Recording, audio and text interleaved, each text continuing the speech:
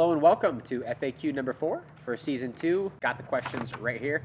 I'm going to read them and answer them totally off the cuff like I normally do. Let's do it right now. Alan says, pre-coated cover crop seeds work? Question mark. Or does the shell on them give the soil bad juju? I've actually thought about this when I first got into cover crop seeds, so I'm sure that's why you're thinking about it. I'm going to add one more variation here because it's something I thought about as well, and that is not only the coating but the inoculation. And so early on, when we first started learning about cover crop, we learned that they fix nitrogen.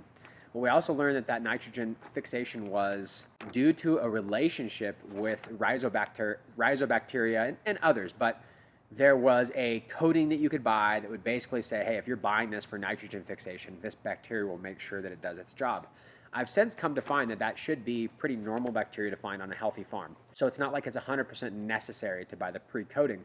And on top of that, I've learned that microbial products like Rootwise have specifics in there that are actually good for nitrogen fixing and pairing with the cover crop. I don't look for a pre-charge of microbe, and I do not look for a coating.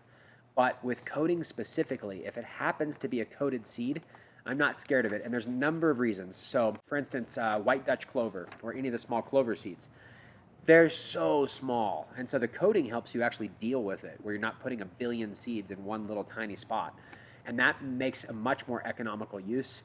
The other thing with a coated seed, like if you're broadcasting openly, the coating is very much like the Masanobu Fukuoka one-straw revolution. He would pre-coat his seeds with clay, and they would make the clay balls and they would spread it. And the reason why they made the clay balls, if you research it, it's really cool. We've actually tried to make them here. But the whole reason was that when you threw them all over the property, he said, be like a child and just throw seeds and have fun. But ultimately, when he was building the farm that way, now the birds and the ants and all the animals would not immediately carry all the seed away until they could germinate. And also the clay coating would help them hold enough water to actually cause germination instead of maybe not germinating because the water is getting absorbed in the soil below, or whatever the reason might be. So his clay coating worked very well. When I'm looking at a coating, I'm looking to make sure it's not some chemical, urea, or some chemical product that I'm not happy with or do not want to support. I believe that any coating that we found from like cover crop companies is normally just like an amino acid coating or a coating for sprouting or a pelletization, because on our vegetable farm, even like from Johnny's seeds, some of the lettuce seeds, things like that, you can buy a pellet. And the pellet is mainly to make it a standardized shape and size, so you can use a seed machine to very accurately plant them every single time. And so I don't see any reason not to get the coated. However, if you don't really care, you don't have a seeding machine, and you'd like to put lots of seed out, it may not be worth the extra money sometimes if you've got two options. So pick whatever's best for you. Read the ingredients in the coating if possible. And if you're really uncertain, there's no ingredients listed, and you have two options, always go with the uncoated. I hope that answers your question. So next question, let's see. James, thanks for your videos and free knowledge. Can you maybe touch base on a few areas of controversy? Bud washing, yes or no? No. Flushing, yes or no? No. Using organic versus salt nutrients? Organic. Dry trim versus wet trim? Never ever wet trim. Only reason is for financial gain, because you have too much work. There's not a qualitative reason to ever wet trim. That's my opinion. So I'd actually like to spend a lot more time on controversial topics because I'm not wanting to prove my belief. What I'd rather do is share with you differing opinions on both sides. You can come to a conclusion on your own. Obviously, if you have really dirty bud, nobody wants to throw it away. Bud washing might be really valid at that point. For those of you that don't know, oftentimes it started because of heavy fire areas in California, and you'd have a crop that had ash on it. And so what they would do to try and save it was they take like a 55-gallon barrel or a trash can, you put a hose into it till it's literally spilling over with water. Then you get 2 or 3 more trash cans or tubs, and you literally take big, huge branches and you're dunking them in that running water until all the dirt's coming off and the ashes. And then you go to the next one and dunk it, and the next one.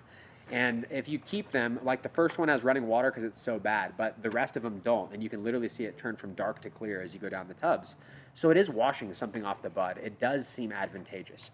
The reason why I said no bud washing is I prefer, if I'm going to grow for personal, to grow the quantity and quality that I can where I don't have to bud wash it, which is usually indoor. If it's outdoor, I'm really not concerned with it unless it was a particularly dusty or dirty season. So every single one of these things that I just said yes or no to, they have caveats. I'd like to go over this with you and discuss it. I'd also like to talk about areas where maybe when you're brand new, you hear about somebody washing mold off or something and you think it might be possible, where I don't think it is. And we can discuss how to maybe use product if it's less than ideal. Flushing, this is a huge topic. And while I say no to flushing, it's because I'm saying no to the average reason why people think flushing is necessary. And in organics, it's just not the same. However, leaching, removing buildup in soil, there's a lot of conversations. It's not just a blanket. And I feel like I don't want to stimulate like a collective organic ego and just say, we never flush, we never do this. I'd rather open up the conversation, share with you all that I've learned over the years, a lot of conversations I've had with other organic growers, and we'll just let the chips fall where they may. I think it'd be a really good conversation to have. I can think of about a dozen controversial topics, from flushing, 48 hours of darkness before or after harvest, from compost tea, AACT, whether you need to have certain microscope work done or whatever. There's a lot of topics that are really controversial. We'll definitely get more into that later, and we'll do some dedicated episodes on those controversial topics. Let's see, next. Matt says, are you selling information or selling product? ? A premium content site will serve to undo the goodwill you've obtained, providing excellent free content. It feels like bait and switch, like you're holding back to entice viewers to pay up for the good info. That would be a pretty good marketing, I think, idea. All these ideas aren't going to be a way to sell content. They're going to be a way to crowdsource creating more content that'll be free to give back. So I hope that makes sense. We'll go into more detail as we evolve this idea. Our main focus here is to make sure we produce and provide really high quality content for you for free. We want to continue that goodwill, 100% commit to making sure that we create the content and we keep it that way. But we're having fun playing with the idea of some sort of like member thing where we do more. But I promise, no bait and switch. Content is all going to be free. Lassie says, have you tried micro clover? It is a cross of the white clover. I have tried micro clover, but not enough to, at that point, know what it really was. I just bought a little tiny bag, and it's becoming increasingly popular. So what little bit of understanding I know, now correct me if I'm wrong, but from what I understand, the white Dutch clover that we carry is the slower growing, smaller species of clover. And then from that, just like with cannabis, you can select from seed what you like the best. And so these white Dutch clover growers have been selecting towards the smallest clover instead of the bigger clover of the white Dutch, and then selling seed that's like the miniature version of the exact white Dutch clover. So it's basically same genetics, kind of selected for over generations to make this miniature version. And from what I understand, it's really popular. I'd absolutely love to look into it and carry it and try it. But I mean, shoot, right now you can go like Home Depot and buy bags of white Dutch clover just for erosion control. So there's always a way to get access to stuff.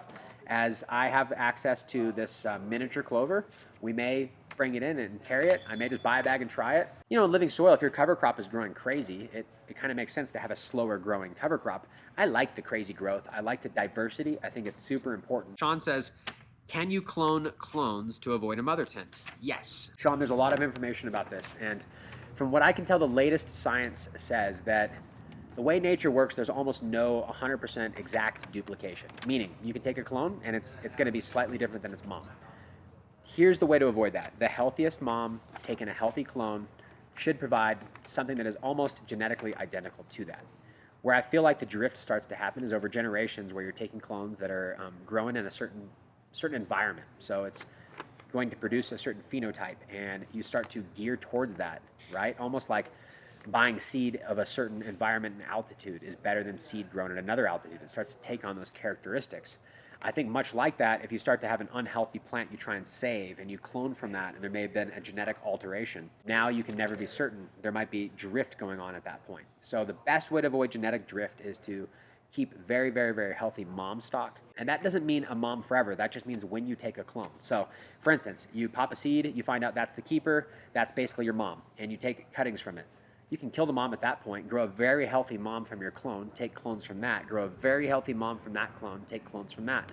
I can't guarantee you that they're all going to be identical for 100 generations. But what I do think is this idea of genetic drift within a normal lifetime of a grower who's keeping healthy clones, it's probably pretty unlikely to be drastically different and not worth the great effort to keep the one original mom intact. A lot of times keeping that original mom, it goes through so many ups and downs and healths that the clones that it's putting off for your actual grow may not be as great.